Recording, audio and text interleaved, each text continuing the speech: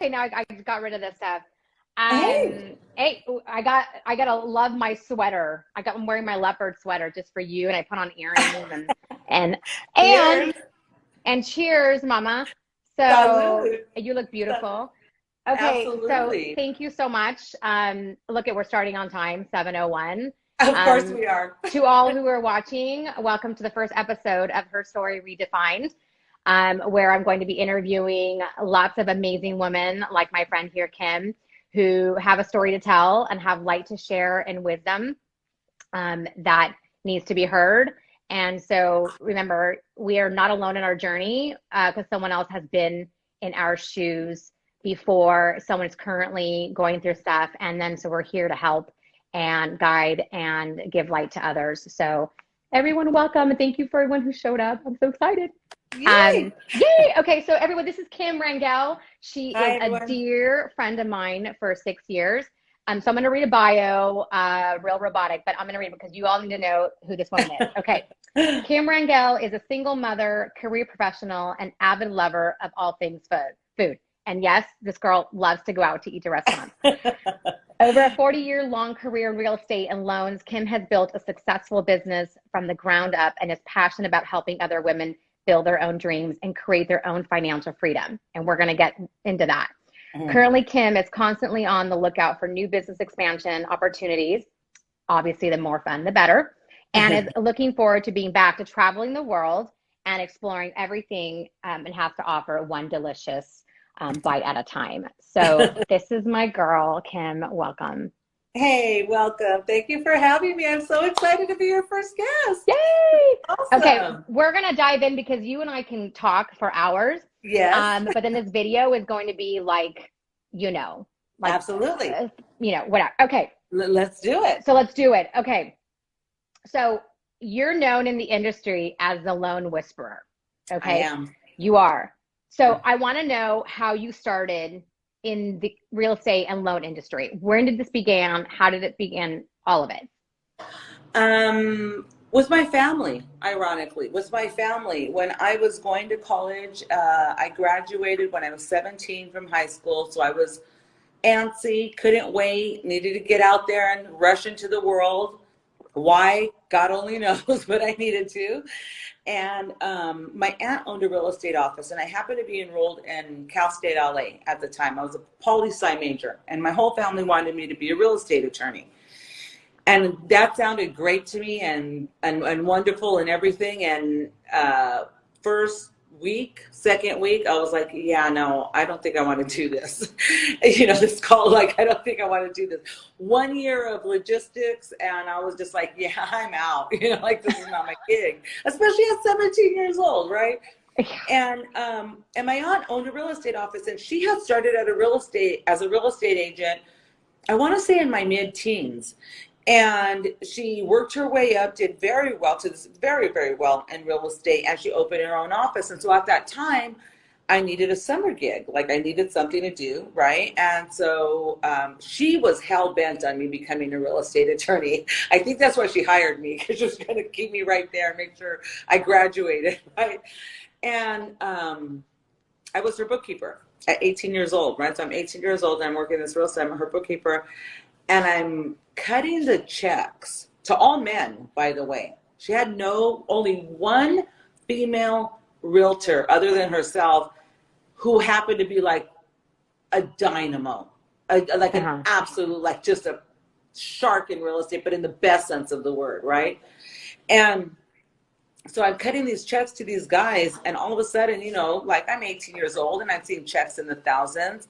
And I was like, why am I going to college? And my father, an educator. And we'll be right? really quiet because our girls are in college. So Yeah, exactly. But I really was. I was like, why am I going?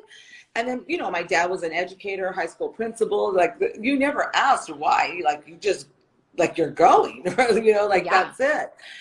And I got fascinated by the world of real estate at the ripe age of 18. And so I jumped in, and there are a lot of things you should listen to your parents about. I'm just going to say that, like I should have listened and I didn't. So I definitely took the path of most resistance, I would say, not the path of least resistance. And inside of taking that path, being 18 years old, not knowing anything about anything, right? Like trying to enroll people twice my age to spend their life savings on a home, and the rates are 22%. Like, and like but I think about that and I'm like, damn, if I could do that then, of course I became successful. Like I sold 22% interest rates back then, right? Can you imagine? Like, I mean, even though back then the house prices were obviously a lot less, but at 22%, girl, anything under 3 is the only way to go. So Mama, they didn't even have fax machines. So I'm really gonna date myself. You're like carbon copy?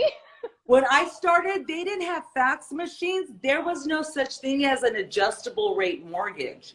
That was created at the time I got licensed because of those crazy rates. So when I say I've seen it all, I have literally seen it all in this industry.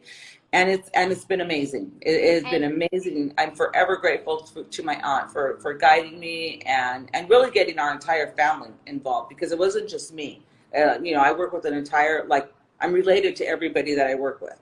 So it's cool. It's a very awesome dynamic. Yeah, you're amazing at what you do. And I think I told you this like a few years ago, that you make people's dreams happen, because everybody has that dream of possibly owning something at some point in their life. And so I would say that you do it. You make actually people's dreams come true. So, I mean, I know a lot about you, but obviously some viewers don't. I want to talk about the drop to your knee moments in your life that have been pivotal to your career and to your growth, right? Starting as an 18-year-old in real estate. But, if you want to share some of those, big moments in your life where we know that someone else has already been through it. And so I want to hear about that. And I'm sure my viewers want to.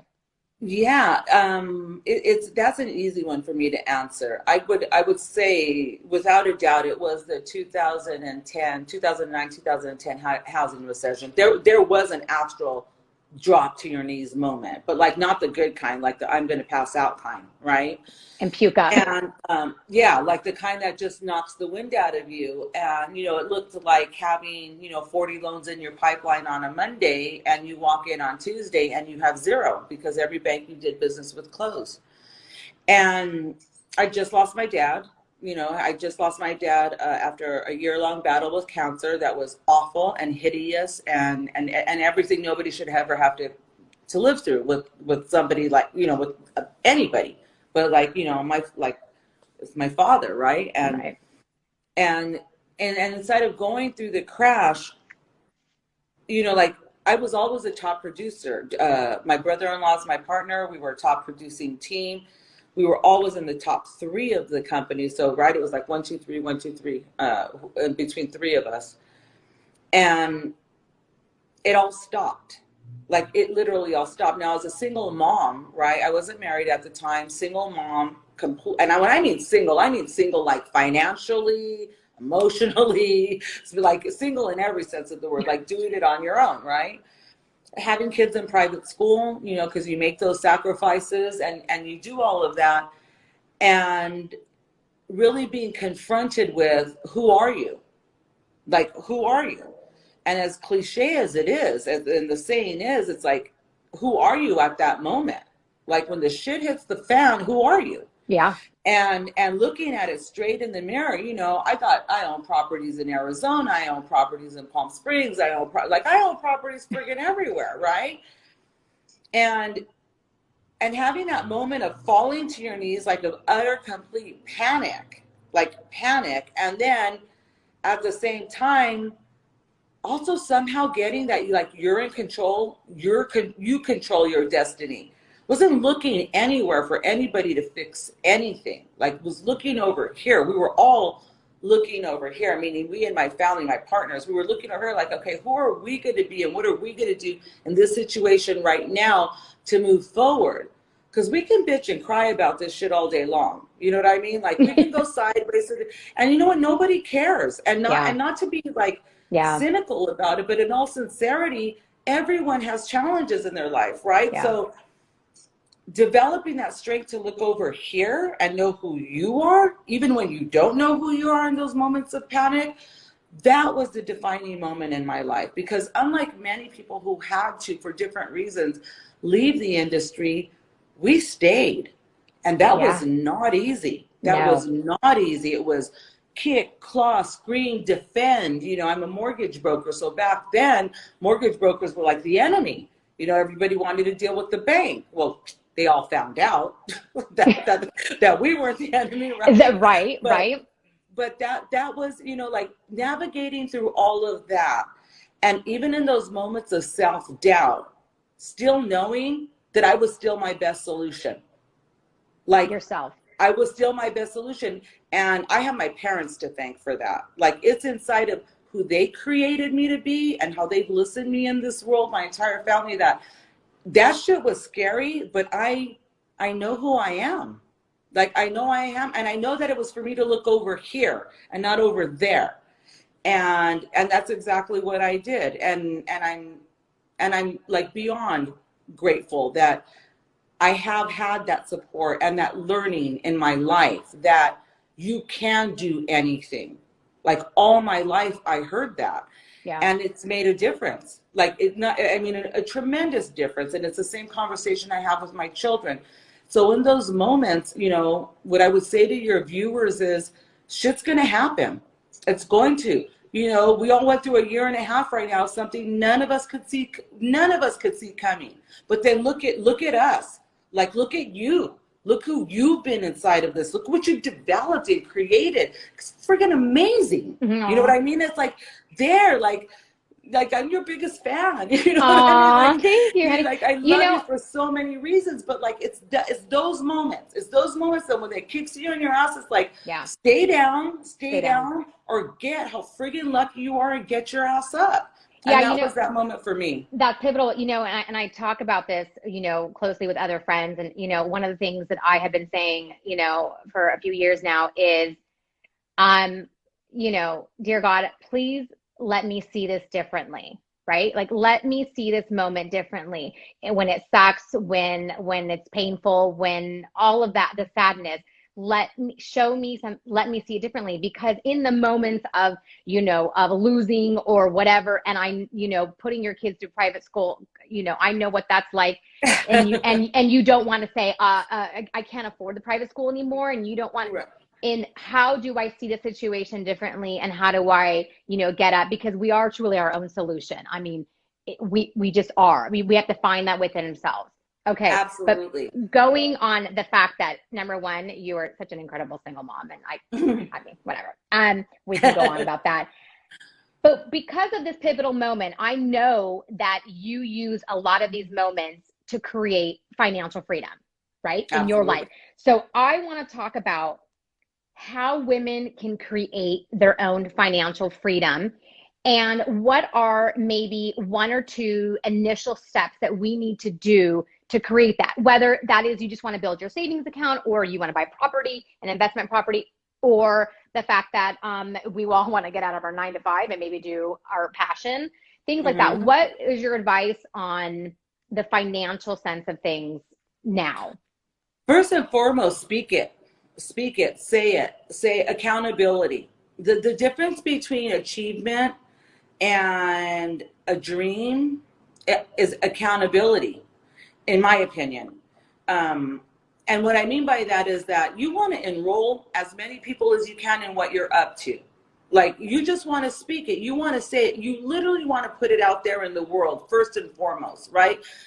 Because if you don't, if you're not in a place where you're speaking of it, then you're not living it. And if you're not living it, there's no possibility for somebody to hear it from you. Like, you want the world to pull them to you, right? And the only way you're going to pull them to you is to speak it first, and speak it to everyone, and pay attention.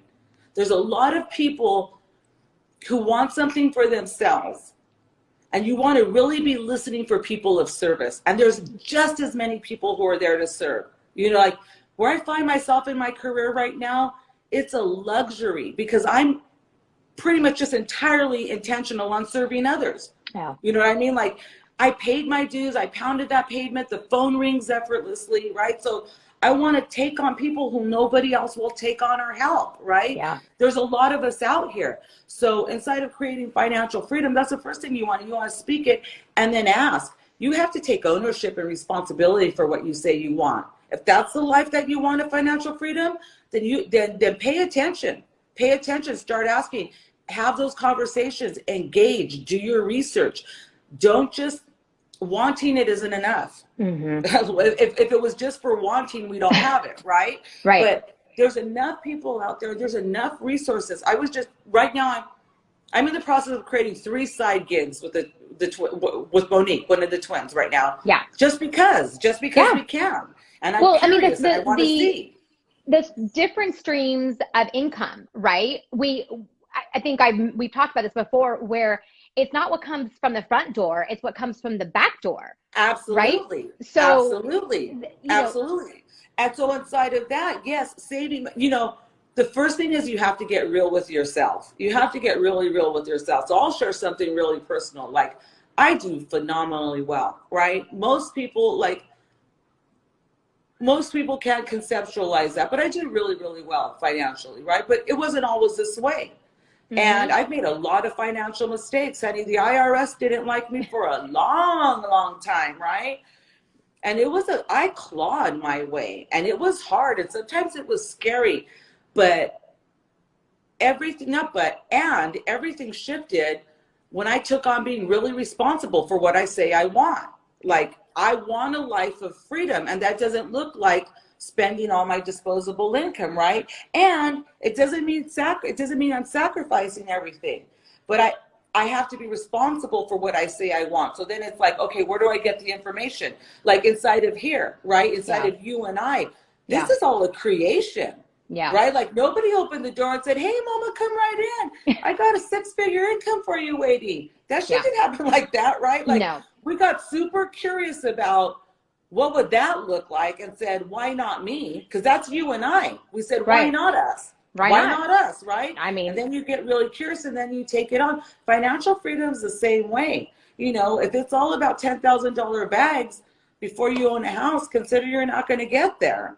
Yeah. Or it'll take you a lot longer, right? So I think you have to be straight and transparent with yourself first and foremost, and then seek out there. Today in this world, you can find anybody to help you with anything. Yeah. With anything, right? And then pay attention. Pay attention who you get your advice from, for sure. Yeah. Yeah. So, we met 6 years ago at Modern Day High School. Yes. We met at a volunteer event. Our girls were freshmen, and we were going to sell tickets for a theater show because our girls were all in theater. We were always selling tickets. Always selling tickets for something. You and I, always. We always got stuck with selling it. But, since the moment I met you, you have exuded the confidence of I can and I will. And obviously I know a lot about you, but I want to know, and I've always admired that confidence of I can and I will. So where does that internally come from? Share with us. I'm not sure that I would say it was learned, or maybe not learned, given. It was a gift from my parents, because I remember, Diana, as early as I can literally remember my father. My parents divorced when I was 6. So my most vivid memories of that time were years 5, 6, 7, right? And my father always, every year, you can do anything a man can do, and you can do anything you want to. And I don't care what you do, but you just be the best at what you do, or don't do it, right? Like, that was my dad's mantra over and over and over. And my mom was always like, you can have anything you want. If you want to be the president, you can be the president. You have to say what you want, and then you've got to work for what you want, right? Mm-hmm.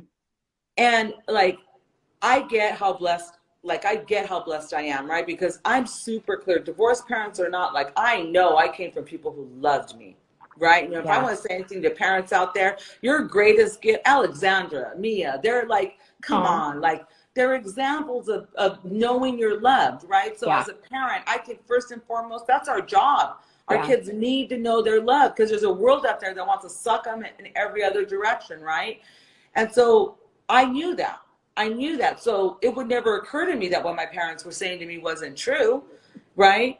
And I was a very, very shy kid, a very shy kid, like very, very shy, like stand behind my dad's legs shy. Like I didn't talk, and it took me a long, long time to come out of my shell.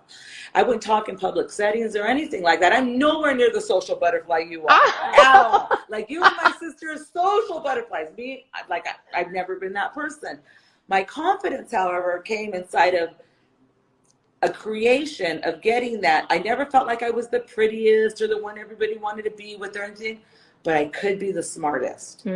I could be the smartest. And I realized I could not weaponize my education, but in a way weaponize it to empower myself. Like it was kind of like my secret weapon, right? And so then in any given situation, it's like, know your game, be at the top, even when I'm not. And there's many, many areas or circles of people where I am clearly not the smartest, but I'm not afraid of them. I'm super engaged and intrigued and interested and curious. And I think it was that thirst to educate, right? That thirst to self-educate is what created self-empowerment. And then I began to realize, wow, like I can actually do this, and I can actually train myself to be the best. And inside of being the best, that's where the confidence came from. So it was definitely an evolution. I think I hit my high at 40. It took me that long before I really got there. You know, but also I can imagine that you learned the ins and outs of your industry, right? Like you know what it's like to be entry level. Of course, back then we didn't even have fax machines. So you learned every single aspect of your industry in order to get where you were, and probably quicker than most because you took the initiative of learning every single thing, right? Absolutely. Like I don't think there's a better loan officer out there than me. I think there's people maybe as good as me, right? But like I firmly believe that. But that's because my intentionality has been inside of being the best for my clients, being the best. Right. Like just be deliver and have the expectation that they will come back because you were that good up front, right? And it's about being of service. It's about being of service. And being also honest and straight. Yeah. Like being very straight, very honest. I create partnership with my clients. We're partners in this transaction, and they know that, you know, and in those partnerships, I've been extremely, extremely fortunate, you know, and I've been able to be a huge contribution, and that's the juice. I've created a few millionaires in my career. Through guiding and counseling them. And that's something that I am extremely proud of. You know, I'm going to touch on something that you said about parents, because this is something that I truly believe in. I think everybody who knows me as a mom and my best advice that I have ever said to any new parent is, please believe your children when they tell you what they want to be when they grow up. And whether that is an astronaut, feel that curiosity, let them know that they can be anything they want to be. You know, for my girls, and for your children, I know that that's the attitude that we've always had. I didn't have that growing up, so I wanted to change that as a mother. And so, you know, for Alexander and for Mia, this is what you want to do. Let's go, right? We're going to do this, and we're going to support you on every aspect of it. So I love that. I admire that. And that's 100% who you are. That is 1000% who you are as a parent. Absolutely. Yeah. Because I just feel like we live one life, right? And so why are we going to waste our life doing something we don't really want to do? And by the way, and we can change our careers if we want to, midway, halfway, whatever you want to do. So I love that. And so I know that you said it to all the parents, love your children, but also believe in what they want to do. And it will change maybe a few times, but it's okay. And it's okay. Exactly. Like let them be in that journey. Okay. So again, you're a mother of 3 adult children and about to be a grandma. I know. Oh my God. I'm so excited for you. I'm over the moon. I'm amazing. Okay, so what is your secret to balancing your very high profile career and family? Because I know family comes first for you. So maybe give us some tips on how to find balance, especially stress levels and all of that stuff. I would say really communication, honestly, really communication. We have very open, honest, straight, authentic communication, not just in home, but in my work life because I work with my family. And as simple as that sounds, the ability to have straight, honest, transparent communication with the people you engage with daily and your family and your kids relieves so much stress because I'm not shooting for perfect, and I tell people that I've coached, perfection is not the goal. Like that's not the game. That's not where we're going for, right? It's a life that knocks your socks off, right? Yeah. It's like wanting to get out of bed. Like I want a life that rocks my world, and I'm willing to be the kind of human being that life shows up for. Like that's how I see it. Is who do I have to be that life shows up? And I ask myself that moment by moment, right? And so on some days I'm like, yeah, that life ain't showing up the way you showed up today, kid, right? Like that's not gonna happen. But that's okay. Yeah, and then you gotta check yourself and be like, okay, what are you really committed to? Like what are you really committed to? Today you were a lunatic screaming at everybody, like, how does that work, right? But then the beautiful part of it is I can get back and I can call the people up that I was a lunatic with and get complete with them and be like, yeah, that didn't work. I get that didn't work. And moving forward, this is what you can count on. And inside of that way of being, what I'm really saying is I'm willing to be responsible for the life that I say that I want. I'm not asking somebody else to give it to me. Yeah. And it's not easy all the time. And no, there's not always somebody to support you inside of that, but inside of being responsible, then I'll look for the support, right? Like I look at it like, where am I going to create that? How do I cause the support that I need right now? And miraculously, it always shows up. But I don't really think it's a miracle. I think that I'm being the type of human being that life shows up for. And that's my focal point. Like that's where my commitment is, because balance, I think, changes day by day. Like where I could be balanced last week would not have me be balanced this week. What I really want to be focused on is this the life I said I signed up for? Am I being that person today? And when I'm not, to not waste time there, to check myself very quickly and shift that conversation. At 59, I'm gonna be 59 in a few weeks. You know what I mean? I know. Oh my gosh. Time is a beautiful thing, right? And so for all your younger viewers out there and everybody out there, that's what I would really want to say. If you're spending a day, an hour, a minute not committed to living the life that you love, then you really want to look at that. I really invite you to look at that because it's too precious. And this life is amazing. You're evidence of how amazing it is. I'm evidence of how amazing it is. And inside of a creation, again, like, because we created it. Yeah. And, I mean, the whole perfectionism thing is, that's what I really had to check myself in with last year when I had this idea of starting, the candle business is, and I've had this motto since for a year now, it's messy is sexy, right? I'm so over the perfectionism because I wouldn't just do it. I'd be stuck in, oh, you guys, I don't have a box for my candles. The boxes are coming though. But I don't have the box. I'm like, okay, well, but the candle's good. Let's see if it sells. And lo and behold, people don't care about the box. They love because it works. It makes them feel good. But I keep talking about that is if you want to do something, just do it. Don't do it perfect. See if you can enroll customers for them to give you their money, right? And then oh my gosh, I have a viable business or whatever it is, whatever it is. I have it. So I am such a proponent now. It's like, you guys, I'm wearing this leopard, but you should see my yoga pants that don't even match because I wasn't going to change my pants for this.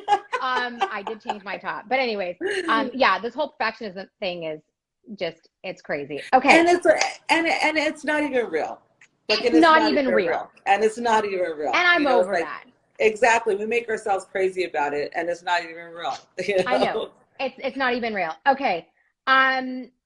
I want to get into some fun, like rapid fire questions, but I have one last question for you. I think we've kind of touched it, but what is the one actionable thing someone can do to start living out their best life, their dreams, their goals?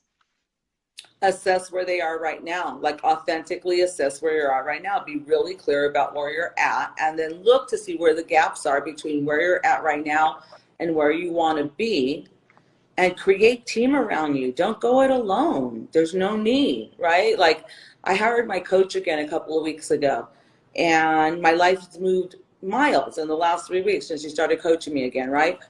I'm looking at creating my retirement right now. Like, that's what I'm looking at. I want to spend time with my grandchild. What does that look like? I know when I want to exit. I know when my last year wants to be. So I don't want to wait around figuring it out. I hired my coach and I was like, let's create my life. Let's create my future, like together, right? So that's what I would say is look to find those people, because they're out there. And I know for a lot of people, it's easy for me to say that you and I have so many people around us who love and support us. You know, it's easy to launch something new. So I get that that's not that easy for everybody out there. But then there's women like you and I who are out here, right? Yeah. And you can reach out and you can ask questions and you can ask for guidance. And there's many people out there that will help, that won't help, right? So I'm like, take action, because it's not going to happen sitting around thinking about it. No, thinking does not. No, it's you got to jump. And I always say, you know, my story could inspire you, but I not only want to inspire you with my story, I want to give you actionable items so that you can create the life that you want. And if you've been through a challenge, you know, here to help you and guide you and give you resources, because there's someone else who has been through your same situation. Absolutely. My broker shared something with me, and it was probably the one thing he said to me that had me not quite double my income, but almost double my income last year. And it was when we first started on Instagram, right? I didn't know anything about social media. And like, I can't even tell you, like, I could not be with looking at myself. Like, that was confronting, right? And so we had to do 75,000 takes every time we tried to do a 30-second clip, right? And then he finally told me, he's like, Kim, stop. Nobody cares. Yeah. They care about what you have to say. They want to hear you. They don't care what you look like. Yeah. And then I was just like, you know what?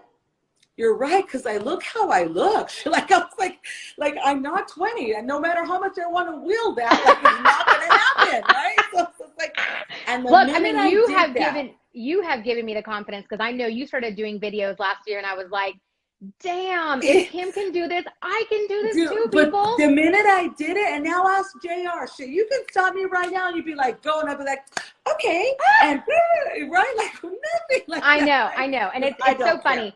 We almost have to just get out of our own way in order to create what we want. Look, and I said this to a friend of mine who's watching right now, Janice. I love you, sister. But I made a contract with myself this year that I wanted to do this, that I wanted to reach out to the women and talk to them and interview. And I made a contract. Diana, you're going to do this. Messy, whatever it is, however you do it, you're going to get on camera, you're going to do it, because people want to hear, you know, your story or your take or your whatever it is. And people, you know, so I love that. Just, you know, making that commitment to yourself. And look, not every day is going to be a committed day, because stuff happens. You know, I have a 9 to 5. I just need this and a straw, and that's that it. Too, that too. I know, that too. And you know what? Sometimes all it takes is putting on some lashes and makeup, and I feel better about myself. So, you know. So, absolutely. Okay, so here's some rapid fire questions, fun questions, so everyone gets to know you on a different level. Okay, what's in your fridge right now? Champagne and Greek yogurt. Oh, okay. Do you have any phobias? Because I don't know. Arachnophobia. I'm terrified of spiders. Terrified. Yeah. Terrified. Yeah. Oh. Yes. Oh my. Who kills them in your house? I do, because I have 2 other arachnophobics. So it's a week-long conversation. They usually end up leaving. The spiders leave. I'd be like, I'm leaving the house. It can take care of itself. And when we come back, and you better be gone. Right? You better be gone, because you have an hour to leave the house. What's your spirit animal? What? What's your spirit animal? Your spirit animal. My spirit animal. Oh my God, I never thought about that, but I would have to say a tiger. Yeah, for sure. Clearly. What's your biggest addiction? My biggest addiction would have to be amazing food. Like not one type of food, but like amazing food, like all things amazing food. I am a sucker, like a Yeah, sucker for that. yeah, you're amazing to go out to dinner with because I'm a huge foodie. yeah, Yeah. you're a huge foodie. Okay, last question. What's your favorite Never Alone candle? Rest, girl. You know that shit. I got like 7, but I don't know because I'm waiting for my other one to get here to get Yeah, like, I but you know. know what? I love bold. I love bold too. But rest is I have turned on. I got rest and a couple of other gifts baskets I'm making right now. That is my rest. Ladies, rest is the jam. Let me tell you, rest is the best. They're all amazing, but rest is my favorite. I know. My nephew was saying bold, but I'll tell you right now, rest. I am playing around with bath salts Ooh, that are with red. I played with them last night. They're really good. So I might have to send you, nice. you know, Yay, awesome. if you're a bath girl, if you're a bath girl. I am. I love that. Okay, so I want to end this with, I want you to do a shameless plug. Tell everyone what you're up to, what's coming up, where we can find you, and how we can support you. Absolutely. So where I am at, well, you'll find me on social media all the time. I'm a part of Fuerte Femme, which is a female empowerment group. And you'll see us, we're going to have an event coming up on the 22nd, I believe it is. But I'll be posting that. And my shameless plug is, if you need a mortgage need, if you have any type of mortgage need, whether you choose to work with me or not, Diana can tell you. Her brother's an amazing mortgage broker, and I was like, dude, call your brother. You need a refund, right? Like it's not about me. And I sincerely, I'm at the stage in my career where it is about service, being of service. And I'll have one request for your audience out there. I've been toying with the idea about tiny villages and building them and developing them. And I know nothing about it, but homeless outreach is important to me. And as a part of this community, I feel it's really important for my profession, our professions, to get involved in that. So that's a request. And any questions on any financing or real estate needs, again, whether you want to work with me or not, you need a second opinion or just somebody to tell you did really well, or what can you plan for the future? I am your gal. Yeah. And I am here. You are, and she is amazing. And I've gone to her with all my mortgage advice. And yes, my brother does my mortgages, but she always tells me, you know, what to do next. But I will make sure that all of this is, of course, in the blog that's coming out in 48 hours. It'll be linked into all of Kim's social media, the Kim and JR, her personal one, Femme Fuerte. And I'm going to put that question out there for your homeless outreach. I am so into that. Maybe there's someone out there that could, you know, guide you, whatever. Yeah, we'll put it out there all on the blog. Cool. You guys, I could talk to Kim all night, but then IGTV will shut me down and I'll never be able to come back again for next week.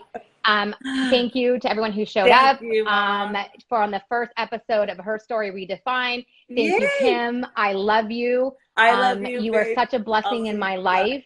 And to everyone who watched, you guys, thank you so much. I love you. And I'll see you next week, Wednesday, with Rose, a medium and a Reiki master. And we're gonna go all into some spiritual stuff. I'm so excited. So, awesome. Great week, everybody. Bye, Bye. everyone. Bye. Good night.